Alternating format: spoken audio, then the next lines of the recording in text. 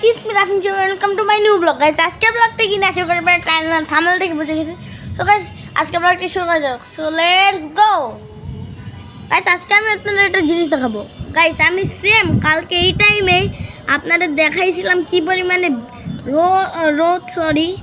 মেঘলা ছিল এবং বাতাসটা কি ছিল। কালকে আমি যদিও কথা বলতে আমার সমস্যা হয় না, ভয়েস ওভার দিতে হয় নাই। তো আজকে মানে ভয়েস ওভার দিতে হবে। যেই পরিমাণে বাতাস, আপনারা বাতাসের সাউন্ডটা পাচ্ছেন নাকি বলতে পারবো না, কিন্তু দেখেন কী পরিমাণে আজকে রোদ আসছে। কালকে তো রোদ ছিল না, আজকে বৃষ্টি হচ্ছে, ফুটা ফুটা রোদ মেঘলা, বিদ্যুৎ চমকাচ্ছে। আমরা একটু জুম করে দেখাই।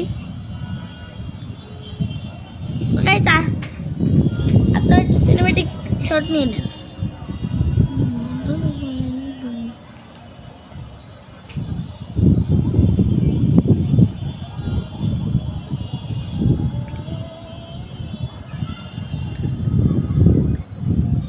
কী পরিমাণে বাতাস হচ্ছে যে এই ঢালাই করার রডটাও নড়তেছে, তা আপনারা বুঝেন।